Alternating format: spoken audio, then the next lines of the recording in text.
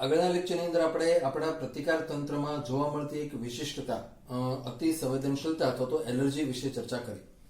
આજે આપણે આપણા પ્રતિકાર તંત્રની આવી જ એક બીજી લાક્ષણિકતા, એકચ્યુઅલી આ એક નેગેટિવ પોઈન્ટ છે આપણી પ્રતિકારકતાનો, એના વિશે જોઈએ છીએ. એનું નામ છે સ્વ પ્રતિકારકતા અથવા એને આપણે ઓટો ઇમ્યુનિટી એવું નામ આપીએ છીએ. તો શું છે એ એકચ્યુઅલી આપણે સમજી લઈએ. તો એ જોવા માટે પહેલા આપણે પ્રતિકાર તંત્રનું જે મેઇન લક્ષણ છે, એનો જે મેઇન સિદ્ધાંત છે એ સમજવો પડશે કે મોટા ભાગના જે ઉચ્ચ કક્ષાના જે પૃષ્ઠવંશી પ્રાણીઓ છે, પૃષ્ઠવંશીઓ, આ બધાની અંદર આપણે જોઈએ તો એમાં ઉપાર્જિત પ્રતિકારકતા જોવા મળે છે. ઉપાર્જિત પ્રતિકારકતા એના વિશે આપણે આગળ સમજી લીધું છે. જન્મથી નથી હોતી, બાદમાં ડેવલપ થતી હોય છે. તો આ ઉપાર્જિત પ્રતિકારકતા જે છે એનો જે મેઇન સિદ્ધાંત આપણે જોઈએ તો એ છે કે એ સ્વજાત અને પરજાત આ બે વચ્ચે, આ શબ્દો શું છે એ થોડું આપણે આગળ જોયેલું છે. એ સ્વજાત અને પરજાત વચ્ચેનો ભેદ પારખે છે. આ એક વાક્ય આપણે સૌથી વધુ સમજવું પડશે કે આપણી અંદર આ જે ઇમ્યુનિટી ડેવલપ થાય છે ધીરે ધીરે, જેમ જેમ આપણે જુદા જુદા એન્ટીજનના સંપર્કમાં આવતા જઈએ એમ તમે જોયું કે સ્મૃતિ કોષો બનતા જાય છે. એક વખત સ્મૃતિ કોષો બની જાય પછી આપણે એ રોગની સામે ઇમ્યુન એટલે કે રક્ષિત થઈ ગયા છે. જેમ કે ઓરી છે, એક વખત થઈ જાય પછી બીજી વખત નહીં થાય, કારણ આપણી અંદર સ્મૃતિ કોષો બની ગયા છે. પણ આવું થાય છે એની પાછળનો જે મેઇન જવાબદાર ઘટક છે આ સ્વજાત અને પરજાતની વચ્ચેનો ભેદ. એટલે શું? તો સ્વજાત એટલે આપણું પોતાનું અને પરજાત એટલે બહારનું. કે આપણા પ્રતિકાર તંત્રના જે કોષો છે, ખાસ કરીને જે બીટા અને ટી કોષો છે, બી અને ટી કોષો, એ જે કોષો છે એ આમની વચ્ચેનો ડિફરન્સ પારખે છે. કયા કોષો પોતાના છે અને કયા કોષો બહારના છે એને ઓળખવાની આવડત એ આ કોષો ધરાવે, ઉપાર્જિત પ્રતિકારકતાના જે કોષો છે બી અને ટી કોષો એ ધરાવે છે. એટલે મેઇન સિદ્ધાંત અહીંયા જે કહેવા માંગે છે એ આ છે કે સ્વજાત એટલે શું? તો કે આપણા પોતાના કોષો, અને પરજાત એટલે શું? તો કે બહારથી આપણી અંદર દાખલ થતા કોષો કે જે મોટા ભાગે રોગકારક હોય છે. એને ઓળખી જાય છે કોણ પોતાનું છે ને કોણ બહારનું છે. એને ઓળખીને જે પરજાત હશે એટલે કે જે બહારના હશે એમની સામે જ એમને હુમલો કરવાનો છે. મારક કોષો, સ્મૃતિ કોષો, આ બધા કોષો બનાવવાનું કામ કોની સામે કરવાનું છે? પરજાત કોષો વિશે. આ આપણે ઉપાર્જિત પ્રતિકારકતાનો મુખ્ય સિદ્ધાંત છે, એ યાદ રાખો. હવે શું થાય છે અહીંયા? ઓટો ઇમ્યુનિટી એટલે કે સ્વ પ્રતિકારકતાની શરૂઆત ક્યાંથી થાય છે એ આપણે જોઈએ કે આ બે જે ડિફરન્સ છે, જો ખાસ જો વૈજ્ઞાનિકો ઘણા બધા પ્રયત્નો કરે છે પણ હજુ આપણને પૂરેપૂરું એક્ઝેક્ટલી એનું સાયન્સ બરાબર સમજાણું નથી કે આપણા કોષો એવું શું કરે છે અથવા તો એને એવી કેપેસિટી કેવી રીતે મળે છે કે આ બેને જુદા પાડી શકે છે, પણ એ છે.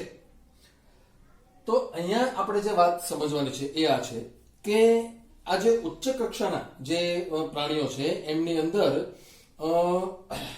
આપણું આખું પ્રતિરક્ષા વિજ્ઞાન એ આની ઉપર છે. એટલે આપણી બુકની અંદર આપણે એવા બે સિદ્ધાંતો કરીને આપેલું છે કે ભાઈ બે મુદ્દામાં આપણે જો સમજીએ તો પહેલું શું છે? તો એનો પહેલો જે સિદ્ધાંત છે એ છે કે આપણું જે પ્રતિરક્ષા વિજ્ઞાન છે, પ્રતિરક્ષા વિજ્ઞાન, આપણું જે ઇમ્યુનિટી છે એ આ ભેદ પર આધારિત છે. આપણું આખું પ્રતિરક્ષા વિજ્ઞાન આ ભેદ ઉપર, આ ભેદ એટલે કયા ભેદની વાત કરીએ છીએ આપણે?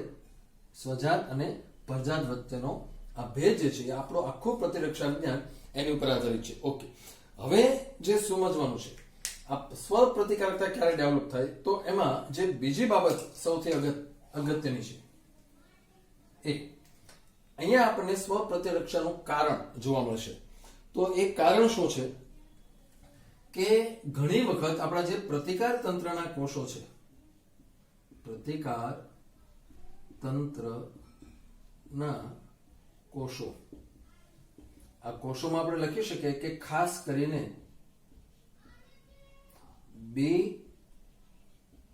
અને ટી લસિકા કોષો. આ બે કોષો ખાસ છે. પ્રતિકાર તંત્રના આપણા જે કોષો છે, ખાસ કરીને બી અને ટી કોષો, એ શું થાય છે ત્યારે આપણને સ્વ પ્રતિરક્ષા જોવા મળે. તો ખાસ યાદ રાખજો કે આ જે કોષો છે એ ભેદ પારખવાનું ભૂલી જાય છે. આ ભૂલ જે છે ને બહુ અગત્યની વસ્તુ છે. ભેદ પારખવાનું ભૂલી જાઓ. શું છે અહીંયા? આ ભેદ. એટલે આ જે કોષો છે બી અને ટી લસિકા કોષો, એ આપણા આ સ્વજાત અને પરજાત વચ્ચેનો ભેદ પારખવાનું ભૂલી જાય છે. અને એનું પરિણામ શું આવે છે? તો કે એ કોષો, એટલે આ કોષો છે, આ કોષો શરીરના જ કોષો પર હુમલો કરી બેસે અને નુકસાન થાય છે. આ ઘટના એ જ આપણી સ્વ પ્રતિકારકતા છે. એટલે મેઇન સિદ્ધાંત શું જોયું આપણે?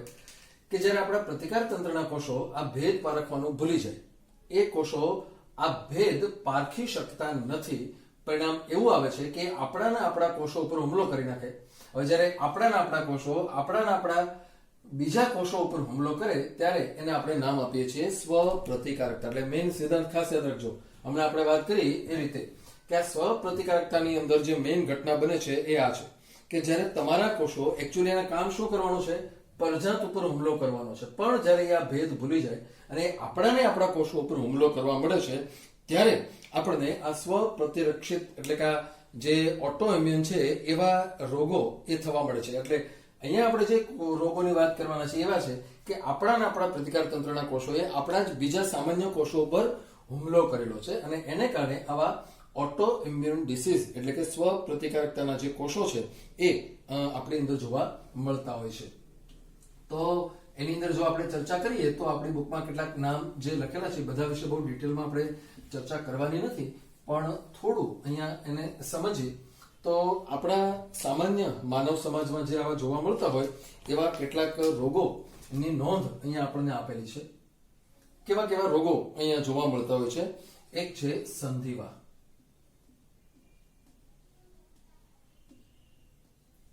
સંધિવા એ ખૂબ જ અગત્યનો આવો ઓટો ઇમ્યુન ડિસીઝ છે.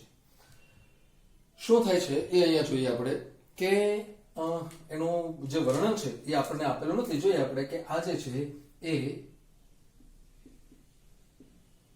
સાયનોવિયર સાંધાઓ માં જોવા મળે છે. તમે આપણું પ્રચલન માટેનું જે તંત્ર છે એ ભણેલા છો, હલનચલન અને પ્રચલન માટે કંકાલ તંત્રમાં. તો આપણા જે મુક્તચલ સાંધાઓ છે એમાં આ સાંધાઓને આપણે સાયનોવિયલ કહીએ છીએ. તો જ્યારે આપણા ટી અને બી કોષો એ આપણા સાયનોવિયલ સાંધાઓ ઉપર અસર કરે ત્યારે આપણને સંધિવા એટલે સંધિ એટલે જોડાણ, આપણા જે હાડકાના જોડાણો હોય છે ત્યાં આવા રોગ થતા હોય છે. એ આ છે સંધિવા. બીજા કેટલાક રોગોની વાત કરીએ આપણે તો એમાં છે મલ્ટીપલ સ્ક્લેરોસિસ.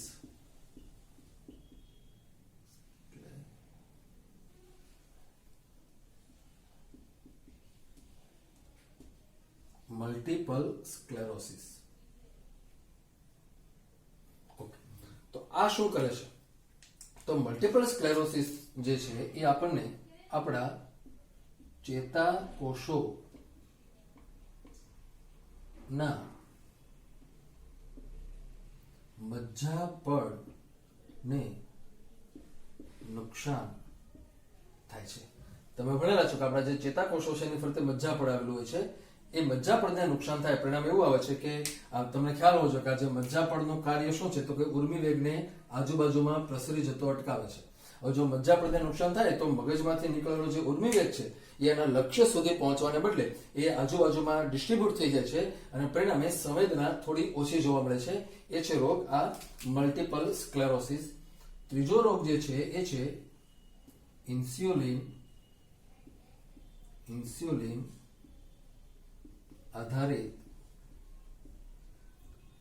ડાયાબિટીસ. આ જે રોગ છે ઇન્સ્યુલિન આધારિત ડાયાબિટીસ, અહીંયા શું થાય છે તો કે એમાં ઇન્સ્યુલિન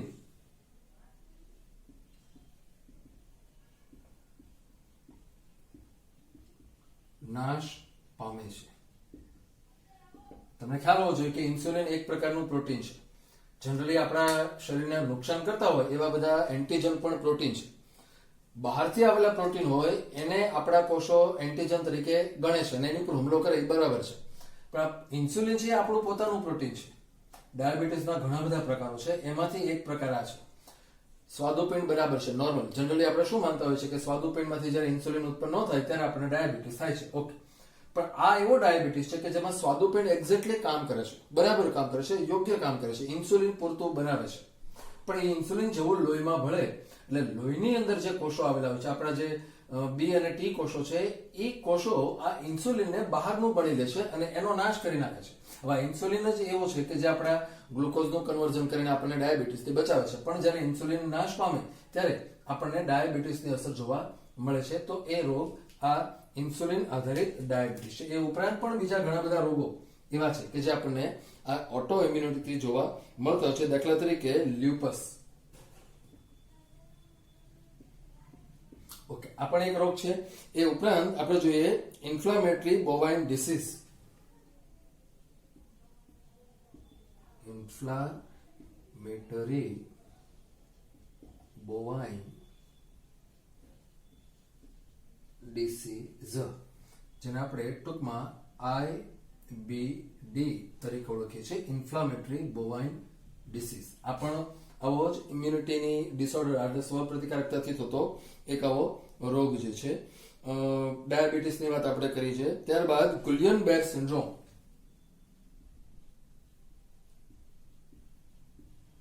ગુલિયન-બેર સિન્ડ્રોમ આ પણ આવો જ સ્વ પ્રતિકારકતાને સંબંધિત એક આવો રોગ છે. ત્યારબાદ સોરાયસિસ.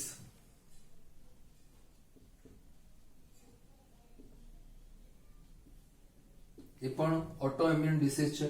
સોરાયસિસ પણ એક આવો જ પ્રકારનો રોગ છે. ત્યારબાદ ગ્રેવ્સ ડિસીઝ. ગ્રેવ્સ ડિસીઝ જોવા મળે છે. ત્યારબાદ હાશીમોટો થાઇરોઇડાઇટિસ.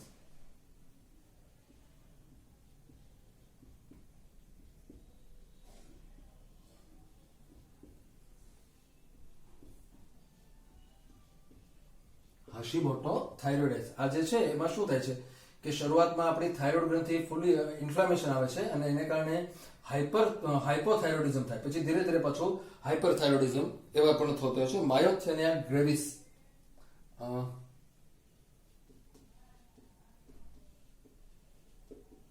માયોસ્થેનિયા ગ્રેવિસ નામનો પણ રોગ છે. હું આખું નામ અત્યારે લખતો નથી આખી સ્લાઇડ બદલવા માટે, પણ માયોસ્થેનિયા ગ્રેવિસ એવો એક ડિસીઝ છે અને વાસ્ક્યુલાઇટિસ કે જે આપણા પરિવહન તંત્રને લગતી ખામી છે. તો આવા ઘણા બધા પ્રકારના રોગો એ આપણને ઓટો ઇમ્યુન ડિસીઝ તરીકે જોવા મળે છે. ખાસ યાદ રાખજો કે સ્વ પ્રતિકારકતાની અંદર આપણને જે તકલીફ પડે છે એ મેઇન શું છે કે આપણા કોષો આપણા શરીરના અન્ય કોષો ઉપર હુમલો કરી બેસે છે અને પરિણામે આપણા શરીરના કોષોને એ નુકસાન કરતા હોય છે.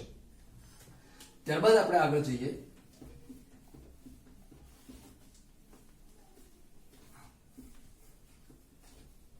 તો આપણે વાત કરવાની આવે છે આપણા શરીરની અંદર રોગ પ્રતિકારક તંત્ર. આપણું જે શરીર છે, આપણે બધી વાતો કરી લીધી કે ભાઈ પ્રતિકાર તંત્ર આ રીતે કામ કરે છે, બધી જન્મજાત પ્રતિકારકતા છે, ઉપાર્જિત પ્રતિકારકતા છે, એમાં પણ સક્રિય અને નિષ્ક્રિય બધા પ્રકારો આપણે જોયા. પણ આપણા શરીરની અંદર આપણા શરીરમાં આ બધું કાર્ય કરવા માટેનું આખું જે તંત્ર છે એ ક્યાં ગોઠવાયેલું છે તો એ સમજીએ આપણે. શરીરમાં રોગ પ્રતિકારક તંત્ર આપણા શરીરની અંદર એ તંત્રનું ડિસ્ટ્રીબ્યુશન એટલે કે વહેંચણી કેવી જોવા મળે છે એના વિશે આપણે હવે થોડુંક ડિસ્કશન અહીંયા કરી લઈએ. તો ખાસ જે છે એમાં એ જોવાનું છે કે આપણા શરીરની અંદર આપણે પ્રતિકારકતા આપવા માટે જે તંત્ર કામ કરે છે એમાં શું શું આવેલું છે, તો એની અંદર જે સમાવેશ થાય છે, કોનો સમાવેશ થાય, તો કે સૌથી પહેલા છે લસિકા અંગો. આપણા લસિકા અંગો એ આપણા પ્રતિકાર તંત્રનું મુખ્ય અંગ છે કે લસિકા અંગો જ એ આપણને આ બધી પ્રતિકારકતા પૂરી પાડતા હોય છે. એ ઉપરાંત લસિકા પેશીઓ, લસિકા પેશી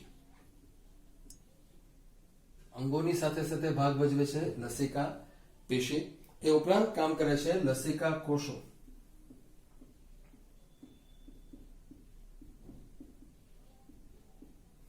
લસિકા કોષો આપણે જેની વાત કરી કે બી અને ટી લસિકા કોષો જે હોય છે એ બી અને ટી લસિકા કોષો કરે છે. અને એન્ટીબોડી જેને આપણે પ્રતિદ્રવ્ય એવું નામ આપીએ છીએ, પ્રતિદ્રવ્ય. શું જોશો આપણે, તો મોટાભાગે આ લસિકા કોષો વિશે આપણે વાત કરી લીધી. એન્ટીબોડી કેવા હોય આપણે જોયું, ઇમ્યુનોગ્લોબ્યુલિન એ છે. એટલે આપણે ખાસ વાત આ લસિકા અંગો અને લસિકા પેશી એમના વિશે થોડીક ચર્ચાઓ કરવાની થશે. કે અહીંયા આપણે જે વાત કરી કે આપણું પ્રતિકાર તંત્ર એનો જે મેઇન સિદ્ધાંત છે એ સિદ્ધાંત એ આપણે હમણાં જોઈએ એ રીતે કે સ્વજાત અને પરજાત નો ભેદ ઓળખવો એ આપણા પ્રતિકાર તંત્રનો મુખ્ય એનો જે સિદ્ધાંત છે એ સિદ્ધાંત છે. અને ભેદ ઓળખ્યા બાદ એનો પ્રતિચાર. મેં તમને સમજાવ્યું કે પ્રતિચાર એટલે શું, રિફ્લેક્સ. કે એક વખત સ્વજાત અને પરજાતનો ભેદ પરખાઈ જાય પછી એની સામે પ્રતિક્રિયા આપે છે. કે જે પરજાત હોય એની સામે એક્શન લેવાનું કામ એ આપણા પ્રતિકાર તંત્ર કરતા હોય છે. તો ખાસ કરીને અહીંયા જે જોવાનું છે એ શું છે કે આ જે રિસ્પોન્સ છે, આ રિસ્પોન્સ પ્રતિકાર તંત્રનો જે આ આખી ઘટના છે એ એલર્જીની જ પ્રક્રિયા છે. અને અંગ પ્રત્યારોપણ જેની આપણે આગળ ચર્ચા કરી એ ઉપર પણ ઘણું બધું અસર કરતી હોય છે. એટલે આપણે ખાલી એની અમસ્તી નોંધ કરીએ કે આ આખી જે ઘટના છે એનું એલર્જી અને અંગ પ્રત્યારોપણ પર એની અસર જોવા મળે છે. સામાન્ય માહિતી છે, આપણે ખાસ આ અંગો અને એના વિશે જે ચર્ચા કરીએ છીએ શું છે, તો અહીંયા આપણે જોવાનું છે કે સૌથી પહેલા આપણે વાત કરવાની છે લસિકા અંગો.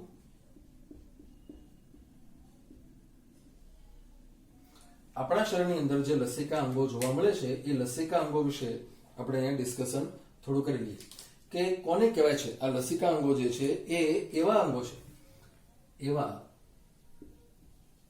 અંગો કે જ્યાં, ખાસ હવે વ્યાખ્યા સમજો, લસિકા અંગો એ એવા અંગો છે કે જ્યાં લસિકા કણો અથવા તો લસિકા કોષો નું સર્જન એટલે કે ઉત્પન્ન થવું, લસિકા કોષોનું સર્જન થાય અથવા પરિપક્વન અથવા તો જેને આપણે વિભેદીકરણ કહીએ છીએ. વિભેદન વિશે તમે આગળથી ભણેલા છો કે સામાન્ય કોષોમાંથી વિશિષ્ટ બની જાય, ઉત્પન્ન થાય. આપણે હમણાં જોશું કે ઉત્પન્ન થાય ત્યારે બધા લસિકા કોષો સમાન છે. પછી ખબર પડે અથવા તો પછી નક્કી થશે કે એમાંથી કયા કોષો બી કોષો બનશે અને કયા કોષો ટી કોષો બનશે. તો એ બી અથવા ટી કોષો બનવાની જે પ્રક્રિયા છે એને આપણે પરિપક્વન એવું નામ આપીએ છીએ, અથવા બીજા શબ્દોમાં આપણે એને વિભેદીકરણ એવું નામ આપીએ છીએ. તો આ પરિપક્વન એટલે કે વિભેદીકરણ થતું હોય છે. તો આવા જે અંગો જે હોય છે એની અંદર આ ઉપરાંત બીજી પ્રક્રિયાઓ થાય છે કે જ્યાં પ્રતિકારકતા માટેના પ્રતિચાર સર્જાતા હોય છે એના વિશે આપણે આગળ ડિટેલમાં જોવાનું છે. તો આ જે કોષો છે કે શું થાય છે અહીંયા આપણે એના વિશે સમજી લઈએ કે આપણા શરીરની અંદર કેટલાક એવા અંગો આવેલા છે કે જ્યાં આ લસિકા કોષો બને છે અથવા વિભેદન પામે છે અથવા અહીંયા આપણે ખાસ ઉમેરી શકીએ ઓબ્લિક પ્રતિચાર આપતા હોય છે. લડવાની જે પ્રક્રિયા છે એ પણ જ્યાં થતી હોય એને પણ આપણે લસિકા અંગો કહેતા હોય છે. એના આધારે એના વિભાગો પડે છે. એટલે મેઇન આપણે 3 વસ્તુઓ સમજવાની છે. લસિકા અંગો એટલે શું એના 3 વિભાગો આપણે જોશું. પહેલું તો કે જ્યાં લસિકા કોષો ઉત્પન્ન થાય, બીજું તો કે જ્યાં લસિકા કોષો પરિપક્વ એટલે કે વિભેદન પામે, અને ત્રીજું કે જ્યાં લસિકા કોષોનો પ્રતિચાર એટલે કે જ્યાં એ લડાઈનું કામ કરે છે તો આ પરજાત અને સ્વજાતનો ભેદ પારખીને એની સામે પ્રતિચાર આપવાનું જ્યાં કામ થતું હોય એવા અંગો પણ લસિકા અંગો તરીકે ઓળખાતા હોય છે. એટલે આ જે મુદ્દાઓ છે એ આપણા લસિકા અંગો એને ડિસ્ટ્રીબ્યુટ કરે એટલે કે આપણા જે શરીરની અંદર જે કઈ કોષો આવેલા છે એ આ 3 માંથી કોઈ પણ એક કામ કરતા હોય ત્યારે આપણે એને લસિકા અંગો તરીકે ઓળખીએ છીએ. હવે એના આધારે એના આપણે પ્રકારો સમજીએ. તો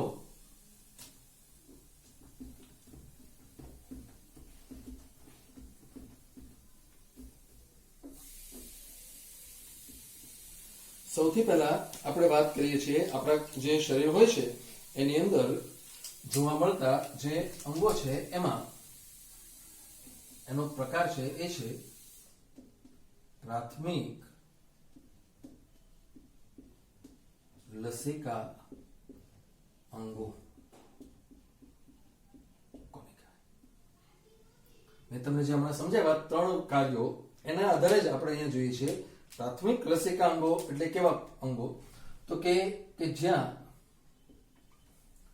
લસિકા કોષો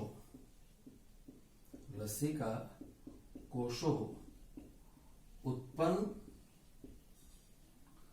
અને અથવા હું સમજાવું તમને આ વિભેદન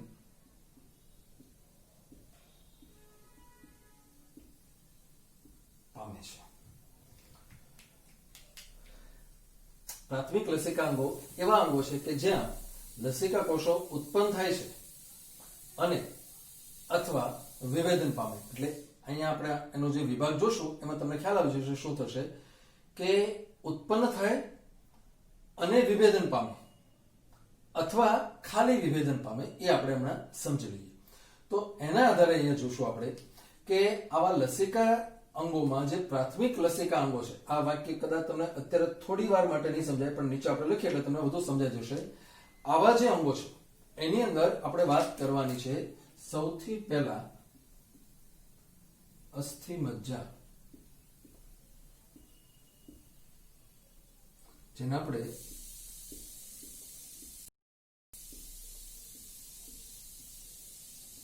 બોન મેરો તરીકે ઓળખીએ છીએ. અસ્થિ મજ્જા એટલે આપણે એને બોન મેરો કહીએ છીએ. તો અસ્થિ મજ્જા જે છે એનું કાર્ય શું છે તો કે ત્યાં બધા જ લસિકા કોષો ઉત્પન્ન થાય છે. બધા જ લસિકા કોષો ક્યાં ઉત્પન્ન થાય છે? અસ્થિ મજ્જાની અંદર. તો ખાસ યાદ રાખજો, અસ્થિ મજ્જા જે છે એ ઉત્પન્ન થાય.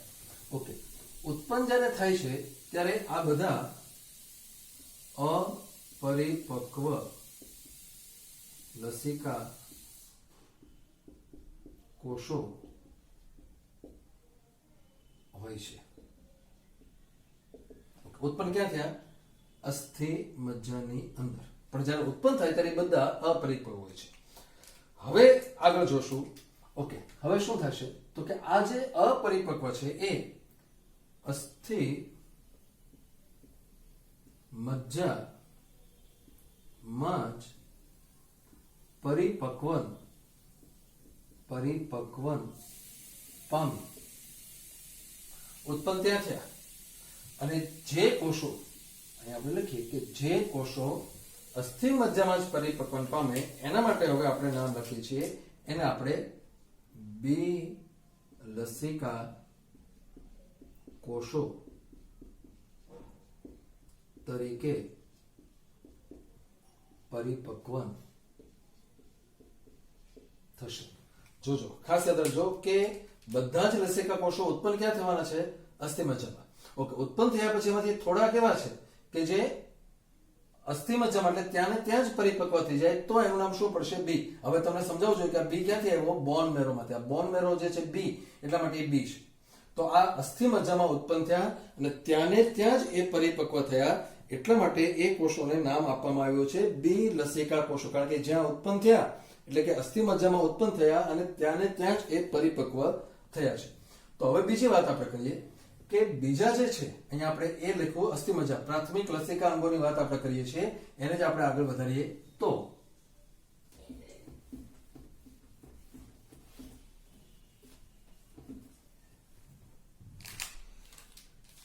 જે બીજી વાત આપણે સમજવાની છે એ બીજું પ્રાથમિક લસિકાંગ, અહીંયા આપણે લખીએ એનું નામ એ છે થાઇમસ. થાઇમસ શું થશે? તો એના માટે આપણે લખીએ કે અસ્થિમજ્જામાં ઉત્પન્ન થયેલા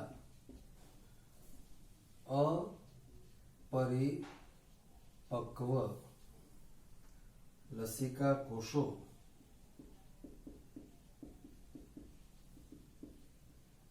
અસ્થિમજ્જામાં જ્યારે ઉત્પન્ન થયા ત્યારે એ બધા કેવા હતા? અપરિપક્વ. એમાંથી થોડાક ત્યાં ને ત્યાં હતા, એટલે એને આપણે બી નામ આપ્યું. પણ હવે આપણે જે વાત કરવાની છે એ આ છે કે અસ્થિમજ્જામાં ઉત્પન્ન થયેલા અપરિપક્વ લસિકા કોષો એ થાઇમસ ગ્રંથિમાં, અહીંયા આપણે નામ યાદ રાખીએ છીએ થાઇમસ. તો એ જે કોષો છે એ થાઇમસ ગ્રંથિમાં સ્થળાંતરિત થઈ, ક્યાં સ્થળાંતરિત થયા? થાઇમસ ગ્રંથિમાં સ્થળાંતરિત થઈ પરિપક્વન પામે. તો અહીંયા આપણે નામ આપીએ છીએ એને ટી લસિકા કોષો. એને આપણે નામ આપીએ છીએ ટી લસિકા કોષો. એટલે ખાસ યાદ રાખજો કે આ જે બધા કોષો છે ઉત્પન્ન બધા ક્યાં થવાના છે? અસ્થિમજ્જામાં. એમાંથી થોડા કેવા હતા કે જે ત્યાં ને ત્યાં એટલે કે અસ્થિમજ્જામાં જ પરિપક્વ થઈ ગયા, તો એને આપણે બી કોષો નામ આપ્યું. થોડા કેવા હતા કે જે ઉત્પન્ન ક્યાં થયા? અસ્થિમજ્જામાં, પણ ત્યાંથી સ્થળાંતરિત થઈ ગયા ક્યાં? થાઇમસમાં, અને ત્યાં જઈને પરિપક્વન પામ્યા, નામ આપ્યું ટી લસિકા કોષો. હવે તમને ખ્યાલ આવી જવો જોઈએ આ ટી શબ્દ જે છે ક્યાંથી આવેલો હશે? થાઇમસમાંથી. એટલે થાઇમસની અંદર જઈને પરિપક્વન પામે તો એ બની જાય છે ટી લસિકા કોષો. એટલે આ બે અંગો એ આપણા પ્રાથમિક લસિકા અંગો છે. પહેલું આપણે વાત કરીએ અસ્થિમજ્જા અને બીજી છે થાઇમસ. એટલે ઓલું જે વાક્ય આપણે લખ્યું હતું અને અથવા વાળું, એ શું છે કે અસ્થિમજ્જા એવું અંગ છે કે જ્યાં કોષો ઉત્પન્ન પણ થાય છે, પરિપક્વ પણ થાય છે. થાઇમસ એવું અંગ છે કે જ્યાં કોષો ઉત્પન્ન નથી થતા પણ પરિપક્વ થાય છે. તો અહીંયા એક ટી કોષો છે. એટલે હવે આપણી પાસે આ બે કોષોની વાત થઈ, તો નોંધ આપણે કરી લઈએ અહીંયા કે બી કોષો જે છે, અહીંયા પહેલા આપણે ટી કોષોની વાત કરીએ ક્રમ પ્રમાણે. તો જે ટી કોષો છે આપણે આગળ વાત કરી દીધી છે ફરી વખત, એ કોષીય પ્રતિકારકતા માં ભાગ ભજવે છે, જેને આપણે સેલ મેડિએટેડ ઇમ્યુનિટી એવું નામ આપ્યું છે, CMI, સેલ મેડિએટેડ ઇમ્યુનિટી. અને જે બી કોષો છે એ કોષ રસીય પ્રતિકારકતા, જેને આપણે એન્ટીબોડી મેડિએટેડ ઇમ્યુનિટી એટલે કે AMI તરીકે ઓળખીએ છીએ. તો આ બે અંગો અસ્થિમજ્જા અને થાઇમસ એ આપણા પ્રાથમિક લસિકા કોષો અંગો તરીકે ઓળખાય છે, કે જ્યાં બંને કોષો બને છે, ટી કોષો અને બી કોષોનું ઉત્પન્ન અને પરિપક્વન થવાનું કાર્ય આ અંગોમાં થાય છે. એટલે હવે આપણે પ્રાથમિક લસિકા અંગો તરીકે ઓળખીએ છીએ. બીજા પ્રકારના જે અંગો છે એ છે દ્વિતીયક લસિકાંગો. તો આવા જે અંગો હોય છે દ્વિતીય લસિકાંગો, એ કેવી રીતે કાર્ય કરે છે, કયા કયા અંગો છે, એની ચર્ચા આપણે પછીના લેક્ચરની અંદર